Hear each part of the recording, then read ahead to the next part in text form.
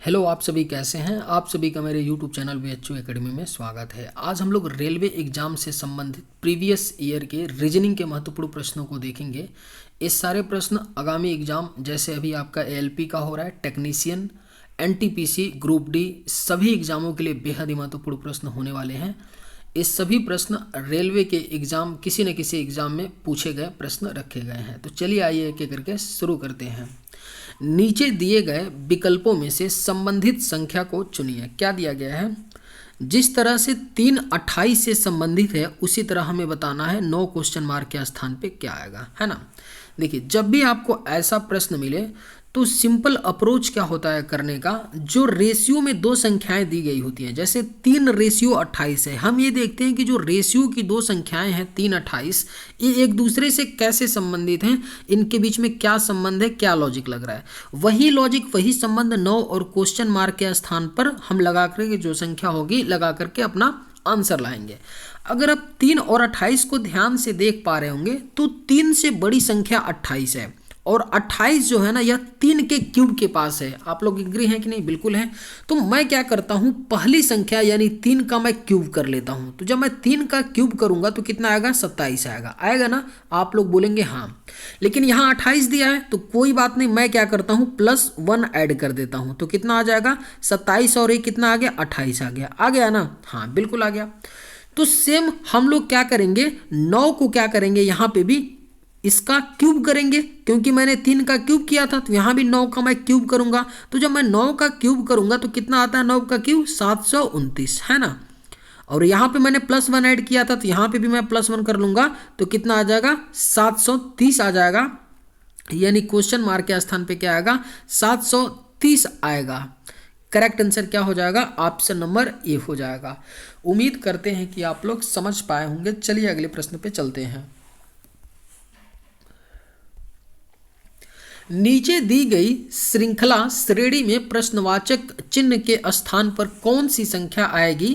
RRC group D 30/8/2022 में पूछा गया प्रश्न है। सीरीज दिया गया है 65, 90, 107, 116, 121। तो क्वेश्चन मार्क के स्थान पे बताना है कि क्या आएगा। देखिए, रीजनिंग का सवाल जब आता है आपको दिखे तो आप लोग एक बात ध्यान से जरूर देखिए कि रीजनिंग का जो माफी चाहते हैं, जो सीरीज का क्वेश्चन है ना वह आपका असेंडिंग आर्डर में है कि डिसेंडिंग आर्डर में। अगर मैं इस सीरीज की बात करूं, ध्यान से समझिएगा, तो यह असेंडिंग आर्डर में यानी बढ़ते क्रम में है। देखिए 65 छोटी संख्या, इसके बाद बड़ी संख्या 90 आ रही है, 90 के बाद बड़ी संख्या 107, 107 के बाद बड़ी संख्या 116, 116 के बाद पुनः बड़ी संख्या 121 आ रही है ना। यानी सीरीज बढ़ते क्रम में है। और दूसरी बात, थोड़ा सा अगर आप लोग ध्यान से देखेंगे तो लास्ट वाली संख्या को देखिए, पहली संख्या का 20 गुना से कम है कि नहीं? बिल्कुल है। यह तो 2 गुना के आसपास है, 121। यानी जब भी कोई सीरीज असेंडिंग आर्डर में हो और लास्ट वाली संख्या पहली संख्या का 20 गुना से कम हो, वहां पर क्या होता है? आपका कुछ न कुछ प्लस होता है। इस बात को आप लोग नोट कर लीजिएगा, है ना। अब देखिए, अब हमें पता है कि कुछ न कुछ प्लस हो रहा होगा। तो अब देखिए यहाँ 65 में हम क्या ऐड करें कि 90 आ जाए? तो आप लोग बोलेंगे सर कुछ नहीं, 25 ऐड कर दो। अगर 25 ऐड कर देंगे तो 90 बन जाएगा, है ना। अब देखिए 90 में क्या ऐड करें कि 107 बन जाए? तो आप लोग बोलेंगे कोई नहीं सर, 17 ऐड कर दो तो आपका 107 बन जाएगा। अब देखिए पुनः 107 से 116 बन रहा है, तो 107 में क्या ऐड करना पड़ेगा? तो आपको +9 अगर ऐड 107 में करेंगे तो 116 बन जाएगा, है ना। आगे देखिए 116 से 121 हो रहा है, तो 116 में क्या ऐड करेंगे? तो +5 ऐड कर देंगे तो आपका कितना? 121 आएगा। अब एक प्रॉब्लम यहां फंस रहा है, ध्यान से समझिएगा मैं क्या बताने वाला हूं। अब हमें ये क्लियर नहीं है कि मैं अगली बार क्या करूंगा, अगली बार 121 में क्या मैं ऐड करूंगा। मुझे पता चल रहा है नहीं चल रहा है ना। क्योंकि भाई पहले मैंने 25 ऐड किया, दूसरी बार 17, तीसरी बार 9 और चौथी बार क्या? तो 5 ऐड किया। तो हमें क्लियरिटी तो बन नहीं रहा है ना कि या तो सम संख्याएं ऐड हो रही हैं या तो विषम संख्याएं ऐड हो रही हैं। तो हम क्या करते हैं इस केस में, मान लीजिए आपने ऐसे किया और इतना करने के बाद आपको क्लियरिटी नहीं बन रही है कि अब मैं 121 में क्या प्लस करूंगा, तो सिंपली आप लोग क्या कीजिएगा कि एक बार और इस 25, 17, 9, 5 को देख लीजिएगा इसमें क्या क्या संख्याएं प्लस या माइनस हो रही है। अगर मैं 25 की बात करूं तो 25 में मैं अगर कितना कर दूं, -8 कर दूंगा तो 17 आ जाएगा।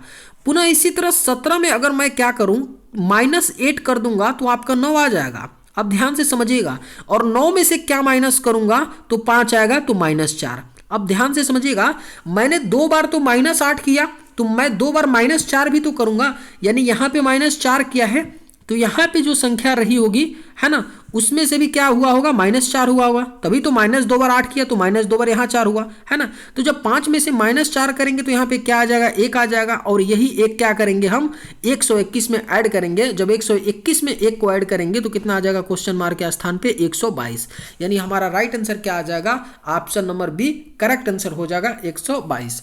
उम्मीद करते हैं कि आप लोग समझ पाए होंगे। चलिए अगले प्रश्न पे चलते हैं। निम्नलिखित आकृति में त्रिभुजों की संख्या ज्ञात कीजिए। फिगर काउंटिंग का प्रश्न है। फिगर काउंटिंग का प्रश्न में जनरली आपसे त्रिभुज काउंट करवाया जाता है, 3 ही डायग्राम काउंट करवाया जाता है, पहला त्रिभुज, दूसरा आयत और तीसरा वर्ग, लेकिन सबसे ज्यादा त्रिभुज काउंट करवाया जाता है। देखिए आरआरबी ग्रुप डी 16/10/2018 में पूछा गया प्रश्न है आपका, आप लोग डेट भी देख सकते हैं, बिल्कुल, है ना। देखिए फिगर काउंटिंग का जब भी आपको प्रश्न मिले ना तो कुछ भी मत करिए, सबसे पहले आप क्या करिए कि जो आपको स्पष्ट फिगर दिख रहा है कि हाँ ये त्रिभुज है, उसको काउंट करिए, फिर पूरे आकृति को एनालाइज करके कॉम्प्लिकेटेड ट्रायंगल यानी त्रिभुज को काउंट करने का प्रयास करिए। देखिए प्रैक्टिस करेंगे तो आप आसानी से काउंट कर जाएंगे। देखिए यहाँ पे मुझे ऊपर वाला तो स्पष्ट दिख रहा है, आप भी कहेंगे हाँ सर यहाँ भी एक त्रिभुज है, नीचे आएंगे इसके तो यहाँ भी एक त्रिभुज है, 2 त्रिभुज हो गया, पुनः यहाँ भी एक त्रिभुज मुझे दिख रहा है, स्पष्ट दिख रहा है, तो कितना हो गया, 3 हो गया, और एक यहाँ बीच में भी तो दिख रहा है ना, ये भी तो दिख रहा है, यानी 4 हो गया। और कहीं दिख रहा है क्या पूरे डायग्राम में, तो नहीं, यानी कि इस आकृति में कितने त्रिभुज हैं, यानी 4 त्रिभुज हैं, और 4 किस ऑप्शन में दिया गया है, तो ऑप्शन नंबर ए इसका सही हो जाएगा। उम्मीद करते हैं कि आप लोग समझ पाए होंगे। चलिए अगले प्रश्न पे चलते हैं। यदि दर्पण को छायांकित रेखा पर रखा जाए तो दिए गए चित्र की सही दर्पण छवि होगी। मिरर इमेज का प्रश्न पूछा जा रहा है। आरपीएफ कांस्टेबल 13/1/2019 में पूछा गया प्रश्न है। देखिए जब भी आपको मिरर इमेज का सवाल मिले ना तो आप लोग सिंपली ऑप्शन से जाइए, सबसे बेस्ट तरीका होता है ऑप्शन। आप सभी को पता है कि जब यहाँ पर मैं एक मिरर रखूंगा तो जो वाई बनेगा तो ऐसे कुछ वाई पहले आएगा, ध्यान से समझिएगा, वाई कुछ ऐसे आएगा, पहले आएगा ना, तो कहेंगे आप लोग बिल्कुल सर वाई आएगा, है ना। तो इतना तो क्लियर है कि हाँ वाई आएगा, उसके बाद ए आएगा। तो मैं देख लेता हूं कि शुरू में वाई किस ऑप्शन में दिया गया है, ए में नहीं है, केवल बी में है, सी में है, डी में। अब ध्यान से मेरी बात समझिएगा, ठीक है। अब मैं क्या करूंगा, मैं एक क्या करूंगा, ध्यान से देखिए, अब मैं इन्हीं ऑप्शनों को कंपेयर करूंगा। मैंने देखा वाई के बाद ए है, ए सब में सेम है, उसके बाद डब्लू है, डब्लू देखिए बी में उल्टा, बी में क्या दिया गया है आपका यम दिया गया है, और सी में और डी में एक जैसे है, तो बी तो हो नहीं सकता है क्योंकि भाई डब्लू ऐसे उल्टा नहीं बनेगा ना, जब इसका मिरर इमेज बनेगा, तो बी एलिमिनेट हो गया। अब मैं पुनः देखिए इसको नहीं देख रहा हूं, नॉर्वे को नहीं देख रहा हूं, सी और डी को मैच कर रहा हूं, डब्लू तक मैच कर रहे हैं। आर देखिए, अगर आर की बात करेंगे तो भैया आर तो उल्टा नहीं बनेगा ना, यानी डी भी नहीं होगा, आर आपका कुछ इस तरह से इसका मिरर इमेज बनेगा ना, तो यानी कि आर उल्टा इसमें दिया है तो डी भी नहीं होगा, तो हमारा राइट आंसर क्या हो जाएगा, ऑप्शन नंबर सी हो जाएगा। आप यहां बना करके देख भी सकते हैं, लेकिन बनाना क्या है, समय की बर्बादी है, आप ऑप्शन से यूं देख करके निकल जाएंगे। उम्मीद करते हैं कि आप लोग समझ पाए होंगे। चलिए अगले प्रश्न पे चलते हैं। उस वेन आरेख का चयन करें जो दिए गए वर्गों के बीच संबंध को सर्वोत्तम रूप से दर्शाता है। क्या दिया गया है, लहसुन है, अदरक है और मिर्च है। इन 3 शब्दों से हमको एक डायग्राम बनाना है जो इन 3 शब्दों को रिप्रेजेंट करता हो, है ना। तो सबसे पहले जब भी आपको ऐसा प्रश्न मिले तो 3 जो भी शब्द दिए गए होते हैं उनको थोड़ा एक बार ध्यान से पढ़िए, ध्यान से उनको देखिए और ये देखने का प्रयास कीजिए कि क्या जो शब्द दिए गए हैं एक दूसरे से संबंधित हैं क्या, किसी भी प्रकार से।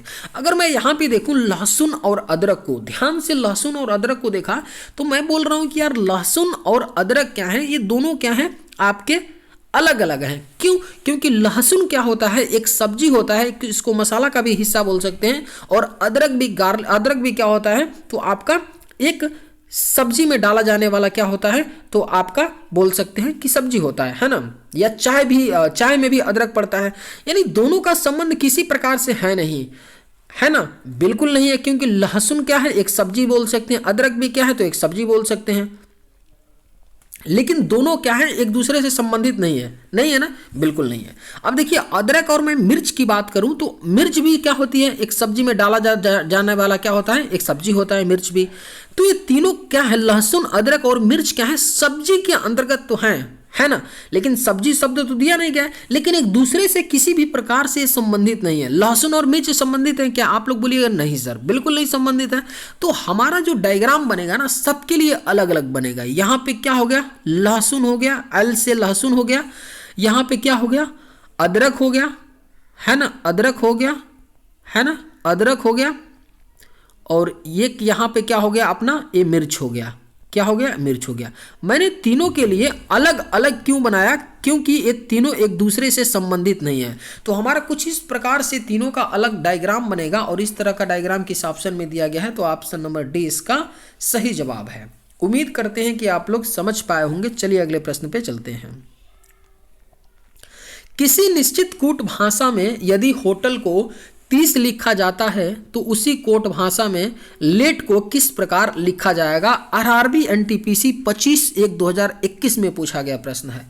बिल्कुल डेट के साथ प्रश्नों को रखे गए हैं। अब देखिए ऐसा प्रश्न जब भी आता है तो मैं बोलता हूं आपसे सिंपली कि जब भी किसी अल्फाबेट के पेयर को किसी नंबर से कोड किया जाता है तो वहां पे कुछ भी नहीं होता है, प्लेस वैल्यू का गेम होता है। यानी प्लेस वैल्यू से ही क्या हो रहा होगा, कोडित किया जा रहा होगा, है ना। या तो प्लेस वैल्यू की डायरेक्ट कोडिंग होगी, तो यहाँ पे या तो प्लेस वैल्यू की डायरेक्ट कोडिंग होगी या प्लेस वैल्यू का सम होगा, यही तो होगा ना, और कुछ भी नहीं होगा। तो अब मैं ये देखा कि अगर होटल के प्लेस वैल्यू को मैं डायरेक्ट लिखूंगा तो 30 तो आएगा नहीं, यानी कहीं ना कहीं होटल के प्लेस वैल्यू का यहाँ क्या हुआ होगा,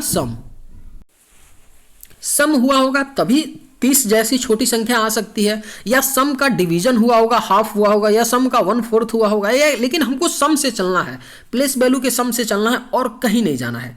तो मैं सिंपली क्या करता हूं, होटल है ना, इसके पहले प्लेस वैल्यू को मैं प्यार से लिखता हूं, उसके बाद देखता हूं कि मैं क्या कर सकता हूं आगे। ठीक है, सबसे पहले मैं देखा एच का प्लेस वैल्यू 8 होता है। मैंने बोला सम करेंगे हम लोग तो यहां प्लस लगा लेते हैं। ओ का प्लेस वैल्यू कितना होता है, तो 15 होता है। आप सभी को प्लेस वैल्यू याद होना चाहिए। और टी का प्लेस वैल्यू कितना होता है, तो 20 होता है। और ई का प्लेस वैल्यू कितना होता है, तो 5 होता है। और एल का प्लेस वैल्यू कितना होता है, तो 12 होता है। अब मैं इन सबको ऐड कर देता हूं, तो 15 और 8 23 हो गया। 23 20 43 और 43 5 48 और 48 12 कितना हो गया, 60 आ गया। यानी इनका सम 60 है, लेकिन भैया यहाँ तो 30 लिखा गया है। तो कुछ भी नहीं हम करते हैं, 60 को अगर मैं 2 से डिवाइड कर दूंगा तो ये 30 आ जाएगा ना। आप लोग बोलेंगे हाँ, यानी हुआ क्या कि होटल के प्लेस वैल्यू का सम जो आ रहा है उसका हाफ करने पर क्या आ जा रहा है, 30 आ रहा है। तो सेम हम लोग लेट में करेंगे। अब देखिए एग्जाम में तो ऐसे आप लिख के करिएगा नहीं ना, नहीं तो रेलवे है, मतलब रेलवे का एग्जाम है, कोई भी एग्जाम नहीं निकलेगा आपसे, है ना। ऐसे लिख के मैं समझाने के लिए आपको बता रहा हूं, लेकिन आपको एग्जाम में कैसे करना है, अब डायरेक्ट ऐड करिए। एल का प्लेस वैल्यू 12, ए का 1 13, टी का कितना 20, 13 20 कितना हो गया 33, और ई का कितना तो 5, 33 5 38, यानी लेट के प्लेस वैल्यू का सम 38 आया। और मैंने क्या किया था, यहाँ पे प्लेस वैल्यू के सम का आधा, 60 का आधा किया था, तो इसका भी मैं आधा करूंगा, तो 38 को मैं 2 से डिवाइड करूंगा तो यहाँ 19 आ जाएगा। यानी कि हमारा लेट को किस प्रकार लिखा जाएगा, कोड किया जाएगा 19 के रूप में, और 19 किस ऑप्शन में दिया गया है, तो ऑप्शन नंबर डी इसका राइट आंसर हो जाएगा। उम्मीद करते हैं कि आप लोग समझ पाए होंगे। चलिए अगले प्रश्न पे चलते हैं। राम का जन्म 29 फरवरी को हुआ था। उसने 29 फरवरी 2008 को अपना चौथा जन्मदिन मनाया, तदनुसार उसका जन्म वर्ष कौन सा था। बेहद ही महत्वपूर्ण प्रश्न है। मैं आपको 20 सेकंड का टाइम देता हूं, मैं 20 सेकंड तक इसको सॉल्व नहीं करूंगा। आप लोग सोचिए और कमेंट करके बताइएगा कि इसका राइट आंसर क्या आ रहा है। 20 सेकंड आपके पास टाइम है, ठीक है, क्योंकि बहुत ही खूबसूरत सवाल है। अगर आप थोड़ी सी बारीकी आप नहीं समझेंगे ना कैलेंडर का, तो इसको आप गलत कर जाएंगे। एक बात और, तब तक आप लोग कीजिए, फिर भी मैं बता रहा हूँ कुछ बातें, बेसिक बता रहा हूँ। एक बात आप सभी को पता है, मान लीजिए आज कौन सा डेट है, मान लीजिए सपोज करिए कि आप पैदा हुए थे, समझिएगा ध्यान से, आप लोग कीजिए, मैं कुछ और बातें कर रहा हूं। मान लीजिए कि आपका जन्म 25 नवंबर 2024 को हुआ था। तो भैया 25 नवंबर 2024 को जब हुआ था, तो आप पहला जब जन्मदिन मनाएंगे तो 25 नवंबर 2025 को मनाएंगे ना।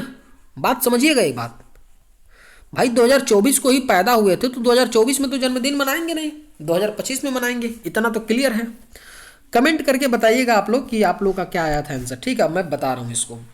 आप सभी को पता है कि जो 29 फरवरी महीना 29 का होता है वह लिप ईयर, अगर कोई लिप ईयर है उसी का फरवरी 29 का होगा। और हर 4 साल बाद ही क्या होता है, लिप ईयर आता है, यानी हर चौथे साल बाद ही क्या आता है, आपका 29 का फरवरी आता है। राम का जन्म 29 फरवरी को हुआ था ना, बिल्कुल हुआ था। कब? 29 फरवरी को हुआ था। और उसने 29 फरवरी 2008 को अपना चौथा जन्मदिन मनाया। समझिएगा ध्यान से, 29 फरवरी 2008 को क्या किया था, चौथा मनाया था, है ना। तो अब जाहिर सी बात है कि ये लीप ईयर होना चाहिए, 2008 लीप ईयर है तभी 29 फरवरी का होगा। तो जो अब तीसरा अपना बर्थडे मनाएगा, तो जब तीसरा मनाएगा तो वो भी लीप ईयर यहाँ होगा। तो लीप ईयर 2008 के पहले कौन सा रहा होगा, 2004 रहा होगा, तभी तो यहाँ 29 फरवरी को 2004 को तीसरा मनाया होगा। अब दूसरा कब मनाएगा, तो पुनः एक और 2004 से नीचे लीप ईयर आया होगा सन 2000 में, तभी तो सन 2000 में ही तो फरवरी 29 का होगा। सन 2000 में दूसरा मनाया होगा, है ना। तो अब पहला कब मनाया होगा, पहला तो 2000 से पहले आप निकाल लीजिए, 2000 से पहले आपका कौन सा होगा लीप ईयर, 1996। तो 1996 में क्या मनाया होगा, 29 फरवरी 1996 में अपना पहले बर्थडे मनाया होगा। लेकिन हमसे पूछा था कि उसका जन्म वर्ष कौन सा है, तो जाहिर सी बात है कि भाई पहला अपना बर्थडे मनाया था 1996 में, तो जो उसका जन्म हुआ होगा कब हुआ होगा, 1996 के पहले वाले लीप ईयर में हुआ होगा ना भाई। तभी तो जब जैसे अभी मैं समझाया था ना कि अगर 2024 को आपका जन्म हुआ है तो पहला 2025 में ही तो मनाएंगे। तो उसी तरह जो 29 फरवरी एक और आएगा, आने वाला होगा 1996 से पहले 29 फरवरी, वो भी लीप ईयर रहा होगा। यानी 29 फरवरी 1996 के पहले लीप ईयर क्या होगा, तो 1992 होगा। 1992 यानी 1992 में उसका जन्म होगा, तभी तो एक और अगला जब लीप ईयर 1996 आएगा तब अपना पहला जन्मदिन मनाएगा, 2000 में दूसरा, 4 में तीसरा और 8 में चौथा। तो यही हमसे पूछा था कि राम का तदनुसार उसका जन्म किस वर्ष हुआ था, तो करेक्ट आंसर हो जाएगा ऑप्शन नंबर ए हो जाएगा 1992। उम्मीद करते हैं कि आप लोग समझ पाए होंगे। चलिए अगले प्रश्न पे चलते हैं। नीचे दिए गए विकल्पों में से संबंधित शब्द को चुनिए। क्या दिया गया है, आपका दिया गया है बहस जिस तरह लड़ाई से संबंधित है उसी तरह बताना है कि उदास क्वेश्चन मार्क के स्थान पे क्या आएगा। सेम 1 नंबर का सवाल है, अंतर इतना ही है कि वहां पे संख्याएं दी गई थी और यहाँ पे शब्द आपको दिए गए हैं। कई दफा आपसे क्या किया जाएगा, यहाँ पे अल्फाबेट का पेयर दे दिया जाएगा, है ना। लेकिन सेम करने का तरीकों में बदलाव कोई भी नहीं होता है। जो भी रेशियो में 2 शब्द दिए गए हैं, जैसे यहाँ पे बहस और लड़ाई दिए गए हैं, ये कैसे संबंधित है, इनके बीच में क्या संबंध है, क्या लॉजिक है, सेम संबंध उदास और क्वेश्चन मार्क में अपना लगा के आंसर लाएंगे, है ना। तो सिंपली हम देखेंगे कि बहस और लड़ाई कैसे संबंधित है। जाहिर सी बात है, ध्यान दीजिएगा, जब भी बहस होती है 2 व्यक्तियों के बीच में तभी तो लड़ाई का रूप लेता है भाई। पहले लड़ाई नहीं होती है, पहले बहस होती है तब लड़ाई होती है। बात समझ रहे हैं। जब 2 व्यक्तियों में क्या होता है, आपका बहस होती है, बहस होने पर क्या होता है, होने पर लड़ाई होती है, बहस होने पर लड़ाई होती है। उसी प्रकार उदास जब व्यक्ति होता है तो क्या होता है, उदास होने पर क्या होता है, होने पर क्या होता है, तो तनावग्रस्त होता है। अगर कोई व्यक्ति क्या है तो उदास है तो क्या उदास होगा, तो क्या होगा, तनावग्रस्त होगा। तो क्वेश्चन मार्क के स्थान पे क्या आएगा, तनावग्रस्त, जो ऑप्शन डी में दिया गया है। तो करेक्ट आंसर क्या हो जाएगा, ऑप्शन नंबर डी। जिस तरह से बहस होने पर लड़ाई होती है भाई, उसी तरह जब आदमी इंसान उदास होता है तो तनावग्रस्त होता है, तनावग्रस्त हो जाता है। यानी करेक्ट आंसर क्या आएगा, ऑप्शन डी आएगा। उम्मीद करते हैं कि आप लोग समझ पाए होंगे। चलिए अगले प्रश्न पे चलते हैं। एक तस्वीर की ओर इशारा करते हुए गीता कहती है, वह मेरी नानी की इकलौती बेटी है, वह किसकी ओर इशारा कर रही है। ब्लड रिलेशन का टॉपिक बहुत ही महत्वपूर्ण होता है। एसएससी हो, रेलवे हो, हर एग्जाम में ब्लड रिलेशन से एक प्रश्न पूछा ही जाता है। अभी आपका एएलपी का एग्जाम चल रहा है। एएलपी का तो ऐसे अब रेलवे ने एनालिसिस करने से मना कर दिया है, लेकिन इनिशियल के दिनों में कुछ टीचर ने एनालिसिस करवाया है, आप जाकर देख लीजिएगा। हर शिफ्ट में एक क्वेश्चन आ रहा है ब्लड रिलेशन का, ऐसा हो नहीं सकता है कि नहीं आए, है ना। और सिंपली पूछा जाता है, लैंग्वेज बेस्ड ही पूछा जाता है। अप्रोच क्या होना चाहिए करने का, तो सिंपली मेरा मानना है कि आप लोग ऐसा जब प्रश्न आए ना तो उसको ओरली मत करिए, है ना। हम लोग क्या करते हैं कि जनरेशन ट्री बनाकर करते हैं। जो हमें इंफॉर्मेशन इस क्वेश्चन में मिला है, इसकी सहायता से हम लोग एक जनरेशन ट्री बनाएंगे और उसके आधार पर सॉल्व करेंगे कि हमसे पूछ क्या रहा है ना। तो सिंपली बोला है कि एक तस्वीर कोई है, इशारा करते हुए गीता कहती है। गीता दीदी हैं, बना लेते हैं गीता दीदी को यहाँ। गीता दीदी हैं, कहती हैं एक तस्वीर की ओर इशारा करते हुए कि वह मेरी नानी की इकलौती बेटी, यानी गीता की नानी, यानी गीता की नानी का मतलब गीता की मम्मी, गीता की मम्मी की क्या लगेंगी, मम्मी, गीता की मम्मी लगेंगी, है ना, गीता की मम्मी। देखिए यही बोला है ना कि वह मेरी नानी की इकलौती बेटी है, यानी गीता की मम्मी यानी नानी हो गई, नानी की इकलौती बेटी यानी गीता की खुद मम्मी है। यानी कि जो तस्वीर है ना, तस्वीर है वो यही है, क्या है, तस्वीर जो है ना वह यही है आपका। तो गीता की ये क्या है, ऊपर वाला इसकी मम्मी ही तो है ना। यही बात बोला था क्वेश्चन में कि वह मेरी नानी, यानी कि गीता की नानी ये हो गई, की इकलौती बेटी यानी गीता की नानी की इकलौती बेटी ये हो गई। तो गीता की नानी की इकलौती बेटी का मतलब क्या हो गया कि गीता की मम्मी हो गई। तो वही पूछा है कि वह किसकी ओर इशारा कर रही थी, तो अपनी माँ की तरफ कर रही थी। तो कौन सा हमारा राइट आंसर हो जाएगा, अपनी माँ। किस ऑप्शन में दिया गया है, तो अपनी माँ किस ऑप्शन में दिया गया है, तो ऑप्शन बी में दिया गया है, यानी उसकी माँ, अपनी माँ की तरफ इशारा करती है गीता। तो करेक्ट आंसर क्या हो जाएगा, ऑप्शन नंबर बी हो जाएगा। उम्मीद करते हैं कि आप लोग समझ पाए होंगे। चलिए अगले प्रश्न पे चलते हैं। कितने ग्रह सूर्य नहीं हैं?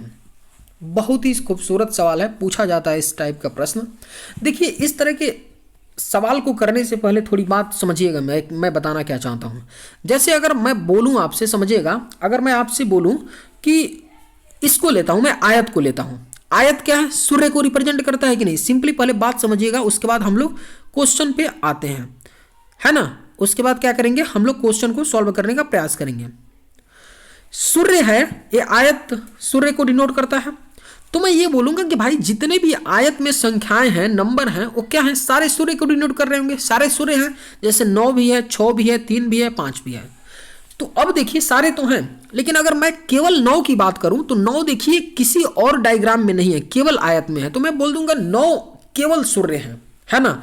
लेकिन अगर यही मैं 6 की बात करूं तो देखिए 6 जो है ना आपका यहाँ वृत्त में भी है, तो और वृत्त पेन को डिनोट करता है। तो आप लोग ये बोलेंगे सर जो 6 है ना वह ऐसे सूर्य हैं जो पेन भी है। बात समझ पाए होंगे।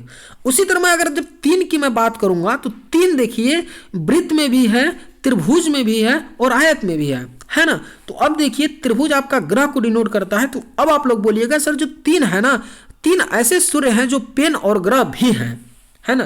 तो ये बात समझ पाए होंगे आप लोग। अब हमसे पूछा क्या था कि कितने ग्रह जो हैं सूर्य नहीं है, ग्रह कौन सा है, तो आपका त्रिभुज है। तो मैं इसको थोड़ा सा अंडरलाइन मारता हूं, यानी त्रिभुज है आपका ग्रह। और पूछ क्या रहा है कि कितने ग्रह हैं जो सूर्य नहीं है, कितने ग्रह सूर्य नहीं है।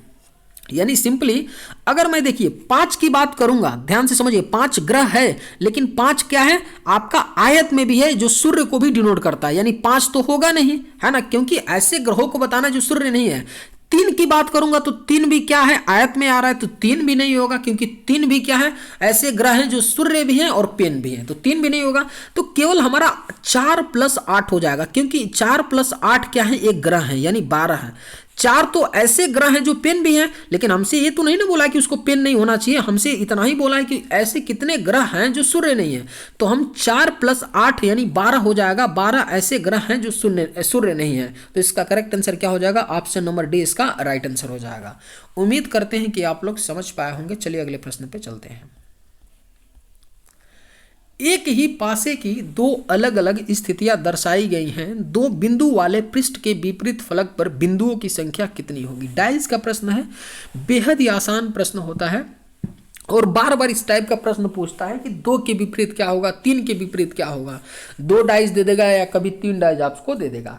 आप सभी को इतना पता है कि जब भी आपको अगर दो डाइज मिलेगा, है ना, और दो डाइज मिलेगा अगर आपको, जैसे यहाँ पर है डाइज 1 डाइज 2, तो दो डाइज की सहायता से आप सभी फलक के विपरीत फलक को पता कर सकते हैं। कैसे किया जाता है, तो हम दोनों डाइज में देखते हैं। जैसे अगर मैं इस डाइज की बात करूं, पहले डाइज की, और दूसरे डाइज की बात करूं, तो आप ये बताइए कि पहले और दूसरे डाइज में कौन सी संख्याएं कॉमन है। तो आप बोलेंगे 3 बिंदु कॉमन है, लेकिन नहीं, पहले डाइज में भी 3 है, दूसरे में भी 3 है।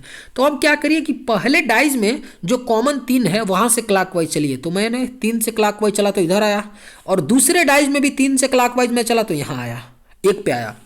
तो पहले से चला था तो कितने पे आया था, 5 बिंदु पे। तो 5 के विपरीत क्या हो गया आपका, 1 हो गया। और पुनः आप क्या करिए, 5 डॉट से क्लॉकवाइज चलिए पहले डाइज में, तो किस पे आ गए, 4 पे आ गए, है ना। और पुनः क्या करिए, 1 डॉट से चलिए आप क्लॉकवाइज चलिए, तो आप 2 पे आ गए, है ना।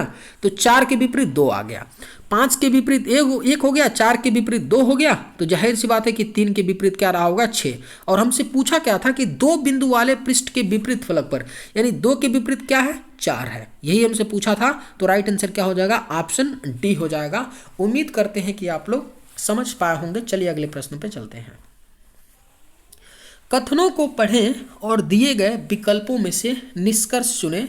सिलॉक्स का प्रश्न दिया गया है, आरआरबी ग्रुप डी 30/10/2018 में पूछा गया प्रश्न है। देखिए सिलॉक्स के भी जो प्रश्न होते हैं ना, बहुत ही अच्छे प्रश्न होते हैं, और इंपॉर्टेंट प्रश्न इसलिए हो जाते हैं ना, क्योंकि ये भी प्रश्न ऐसे होते हैं, ऐसा टॉपिक ये है सिलॉक्स, जहाँ से एक प्रश्न पूछा ही जाता है। करना हमें क्या होता है, कथन के आधार, जैसे यहाँ कथन दिया है और इसी के आधार पर हमको बताना है ना, इसी कथन के आधार पर बताना है कि कौन सा निष्कर्ष सही है। तो कथन 2 दिया है, सभी महिलाएं फूल हैं, दूसरा है सभी फूल वृक्ष हैं। तो हम लोग क्या करते हैं कि कथन के आधार पर एक डायग्राम बनाते हैं, और उसी डायग्राम के आधार पर देखते हैं कि कौन सा निष्कर्ष हम सही निकाल सकते हैं। तो कथन से चलिए डायग्राम बना लेते हैं। पहली बार बोला है पहले कथन में कि सभी जो महिलाएं हैं वो क्या हैं, तो फूल हैं। जितनी महिलाएं हैं सभी महिलाएं, डब्लू से क्या हो गया, वुमेन हो गया। आप लोग पूरा महिला मत लिखिएगा, नहीं तो इस जन्म में सिलेक्शन नहीं होगा।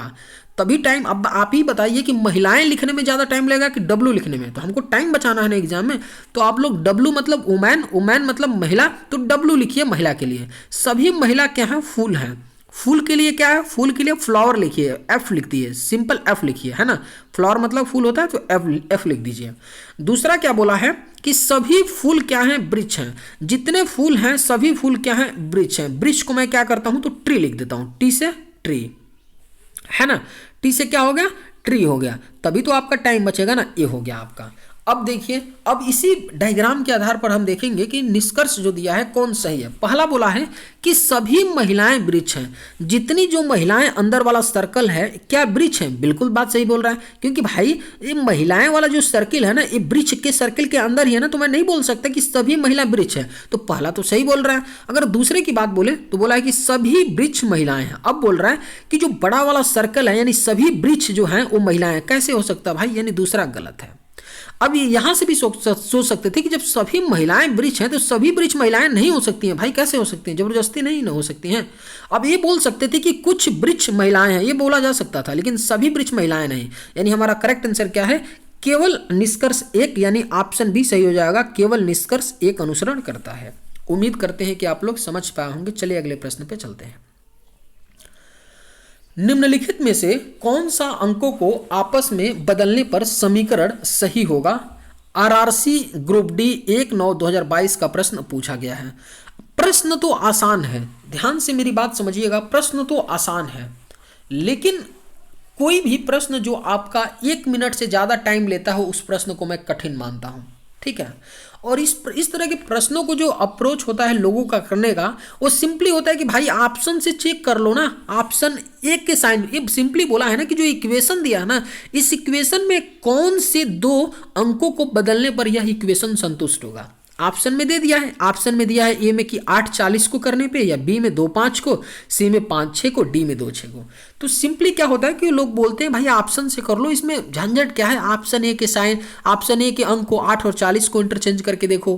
अगर ए से हो जा रहा है तो ठीक है, नहीं तो बी को चेक करो, बी 2:05 चेक कर लो, हो रहा है तो ठीक है। जिससे सेटिस्फाई होगा वही आपका आंसर हो जाएगा। लेकिन इसमें समस्या है डियर। मान लीजिए कि आपने ऑप्शन ए चेक किया है ना, और ऑप्शन ए क्या है, नहीं हुआ, 10 सेकेंड निकल गया, 20 सेकेंड निकल गया, बी चेक किया भी नहीं हुआ, सी चेक किया भी नहीं हुआ, आपका किस्मत खराब है, डी चेक किया ये हुआ, तब तक आपका 1 मिनट से ज़्यादा समय निकल गया, है ना। तो इसलिए थोड़ा सा हम लोग हल्का सा दिमाग लगाएंगे, एकदम साधारण सा दिमाग लगाने का प्रयास करेंगे कि हम क्या और थोड़ा सोच सकते हैं। आप लोग सबसे पहले जब ऐसा प्रश्न आया ना तो थोड़ा आप लोग इधर देखिए, इक्वल टू के इधर देखिए कि क्या दिया है, 11 दिया है, बहुत छोटी संख्या है ना। और दूसरी बात देखिए, ऑप्शन ए को अगर मैं देखूं, या सब छोड़िए, ऑप्शन को मत देखिए, इसी को देखिए, इस इक्वेशन को देखा तो मैं बोला कि यार 40 और 8, 40 8 से कट रहा है, डिवीजन यहां दिया है, तो इतना तो क्लियर है कि मैं 40 और 8 को नहीं छोड़ूंगा। क्यों नहीं छोड़ूंगा? क्योंकि 40 भाई कट रहा है और 40 को कटना ही होना चाहिए, है ना भाई, कटना ही होना चाहिए। या तो इंटरचेंज होता तो 8 और 5 कर सकते थे, लेकिन 8 5 का इंटरचेंज किसी ऑप्शन में है नहीं, तो मैं बोला कि भाई 40 और 8 कट रहा है इजिली, यहाँ बहुत छोटी संख्या है तो ठीक है, 8 40 को मैं नहीं छेड़ सकता, यानी ये तो ऑप्शन होगा नहीं। अब देखिए, अगर मान लीजिए, समझिएगा ध्यान से, अगर मान लीजिए इधर बहुत छोटी संख्या है और यहाँ पे मल्टीप्लाई है, तो यहाँ 6 के स्थान पे बहुत छोटी संख्या होनी चाहिए। बात ध्यान से समझिए मैं क्या बता रहा हूं, 6 के स्थान पे बहुत छोटी संख्या होनी चाहिए, तभी तो भाई इधर छोटी संख्या आएगा, क्योंकि हम मल्टीप्लीकेशन है। तो 6 के स्थान पे कौन छोटी संख्या हो सकती है? 2 हो सकती है, यानी 6 और 2 को अगर मैं इंटरचेंज कर दूं तो काम बन जाए। और किस ऑप्शन में 6 और 2 है? तो ऑप्शन डी में। तो करेक्ट आंसर क्या हो जाएगा? ऑप्शन नंबर डी हो जाएगा। अब करके भी देख लीजिए कि सही में गुरुजी बोल रहे हैं कि नहीं, डी ही होगा, तो कर लेते हैं इंटरचेंज। 6 की जगह मैं 2 लिख रहा हूं और 2 की जगह 6 लिख लेते हैं। 2 into 40 division 8 plus 6 minus 5 equal to 11। 8 से काटेंगे 5 बार में, 5 दूना 10 आ गया, 10 प्लस 6 माइनस 5 बराबर 11। 10 6 16 और 16 में से 5 जाएगा तो क्या आएगा? 11। 11 बराबर 11, यानी कि डी क्या कर रहा है? सेटिस्फाई कर रहा है। तो करेक्ट आंसर क्या हो जाएगा? ऑप्शन नंबर डी हो जाएगा। उम्मीद करते हैं कि आप लोग समझ पाए होंगे। चलिए अगले प्रश्न पे चलते हैं। अपने दिए गए विकल्पों में से सही विकल्प चुनिए जो वर्ग पूरा कर सके। पहली नजर में तो कई लोग इस क्वेश्चन को गलत कर जाएंगे। आरपीएफ कांस्टेबल 25/1/2019 में पूछा है। देखिए क्वेश्चन बोल रहा है ना कि जो 4 विकल्प दिए गए हैं ना, इनमें से किसका किसका प्रयोग करके हम एक वर्ग बना सकते हैं। सिंपली ये बोला है, एक वर्ग बना सकते हैं। किस किस आकृति का प्रयोग करके हम एक वर्ग बना सकते हैं। तो मैं क्या करता हूं, सिंपली देखता हूं। अगर मैं क्या करूं, चलो 3 को मैं ले लेता हूं। पहले मैं क्या किया, मैंने 3 को लिया। मैंने क्या किया? 3 को लिया। तो अपना 3 यहाँ पे है कुछ ऐसे, है ना, 3 हो गया। उसके बाद मैं क्या करता हूँ, 3 को लिया और फिर 5 को ले लिया। तो 5 को मैं लिया तो 5 मैं बना लेता हूँ, जैसा है मैं 5 बना रहा हूँ, ठीक है, ओके ओके, मैंने 5 बना लिया, है ना। अब 5 बन गया। अब देखिए, अब मैं यहाँ पे क्या रखूँगा तो सही रहेगा। तो आप लोग बोलिएगा सर कुछ भी नहीं, आप सिंपली क्या करो कि 1 को रखो। तो 1 को मैं जब रखूंगा तो ये वाला कुछ इधर ऐसे आ जाएगा और ये ऐसे आ जाएगा, बन जाएगा ना। 1 रख दिया। तो अब देखिए आपका क्या बन गया, वर्ग बन रहा है कि नहीं भाई? बिल्कुल बन रहा है। तो हमने किसका किसका सहयोग लिया था? 1 का लिया था, 3 का लिया था और 5 का, यानी करेक्ट आंसर क्या होगा? ऑप्शन नंबर डी हो जाएगा। 1 3 5 आकृति का प्रयोग करके एक वर्ग बन सकता है, पूरा हो सकता है। तो करेक्ट आंसर क्या हो जाएगा? ऑप्शन नंबर डी हो जाएगा। उम्मीद करते हैं कि आप लोग समझ पाए होंगे। चलिए अगले प्रश्न पे चलते हैं। दिए गए श्रृंखला को पूरा करें, सीरीज का प्रश्न है। अंतर इतना ही है कि यहाँ पे आपको अल्फाबेट दिया है ना। देखिए जब भी आपको ऐसा प्रश्न मिले तो सिंपली दिए हैं H है, Q है, I है, T है, K है ना। तो अगर आपको समझ में ना आए, बात ध्यान से समझिए, अगर आपको समझ में ना आए तो आप लोग सबका प्लेस वैल्यू लिख लीजिए। सबका क्या करिए? प्लेस वैल्यू लिख लीजिए। लेकिन अब मैं मानता हूं कि आप लोग इतने तो होशियार बुद्धिमान हो गए होंगे कि सबका प्लेस वैल्यू पता होगा। तो अब मैं यहां देख रहा हूं कि H है, H का प्लेस वैल्यू 8 होता है और Q का 17 होता है। ध्यान से समझिएगा, 8 होता है, इसका 17 होता है, I का 9 होता है। तो अब देखिए प्रॉब्लम क्या हो रहा है, ध्यान से समझिएगा। 8 के बाद 17 के बाद 9 आ रहा है। भाई इतना तो क्लियर है कि जब भी मैं बताता हूं, ध्यान से समझिए मेरी बात, हमेशा मैं बोलता हूं कि अगर कोई सीरीज है, सीरीज 3 ही प्रकार का होता है। एक तो असेंडिंग आर्डर का, एक डिसेंडिंग आर्डर का और एक मिक्स सीरीज। मिक्स सीरीज वह होता है कि जिसमें एक संख्या के बाद बड़ी संख्या आती है, उसके बाद बड़ी संख्या के बाद पुनः छोटी संख्या, छोटी संख्या के बाद पुनः बड़ी संख्या। तो आपने 8, 17 और 9 को देखा तो मैं बोल दिया यार ये मिक्स सीरीज है। अब मिक्स सीरीज होने का मतलब ये हुआ कि इसमें दो सीरीज है। दो सीरीज होने का मतलब ये हो गया कि हम पहला सीरीज हो जाएगा HI K और N, पहला सीरीज हो जाएगा, और दूसरा QT, दूसरा क्या होगा QT और क्वेश्चन मार्क। ठीक है, तो H देखिए, H का प्लेस वैल्यू 8 होता है, I का 9, यानी H में 1 ऐड करेंगे तो I आएगा। I का प्लेस वैल्यू 9, K का 11, यानी I में 2 ऐड करेंगे तो आपका 11 आएगा। K का प्लेस वैल्यू कितना होता है 11, N का 14, तो 11 में 3 ऐड करेंगे तो 14 आएगा, यानी +1 +2 +3 सारे क्या है क्रमागत संख्याएं हैं। अब देखिए Q का प्लेस वैल्यू कितना होता है 17, 17 T का 20, इसमें कितना ऐड करना पड़ेगा 17 में 3 ऐड करेंगे +3। अब देखिए यहाँ पे T का 20 होगा। अब यहाँ पे सवाल है कि यहाँ पे मैं ऐड क्या करूँगा, ध्यान से समझिएगा, यहाँ पे मैं ऐड क्या करूँगा। तो इतना तो क्लियर है भाई कि इसमें 1 तो मैं ऐड नहीं करूँगा, बात समझिए, 1 तो मैं ऐड नहीं कर सकता ना यार, 1 ऐड करने पर तो कोई लॉजिक ही नहीं बनेगा। तो इसमें मैं क्या करूँगा 5 ऐड करूँगा। अब बात ध्यान से समझिएगा, थोड़ा कन्फ्यूजन होगा लेकिन फिर भी समझने का प्रयास कीजिए। यहाँ मैंने 5 ऐड किया, ठीक है, मैंने क्या किया 5 ऐड किया। तो जब मैं 5 T में ऐड करूंगा तो T का प्लेस वैल्यू 20 होता है, 5 ऐड करूंगा 25, 25 Y का प्लेस वैल्यू होता है, यानी राइट आंसर क्या हो जाएगा ऑप्शन नंबर ए होगा। अब देखिए मैंने 5 क्यों ऐड किया, क्योंकि भाई 3 क्या थी विषम संख्या थी, उसके बाद मैंने दूसरी विषम संख्या ले ली, सिंपल सी बात है। यहाँ नीचे क्रमागत संख्या ऐड हो रही थी, वहां मैं विषम ले लिया, है ना, विषम ले लिया। यहाँ पे संख्या 1 तो ऐड नहीं कर सकता था भाई, क्यों, क्योंकि 3 प्लस के उसके बाद +1 लॉजिक ही नहीं बनता है। जे तो हो नहीं सकता था भाई, 10 है तो T में से -10 करना पड़ता, ये भी नहीं हो सकता था, ए भी नहीं हो सकता था, ठीक है, ए का प्लेस वैल्यू 1 है।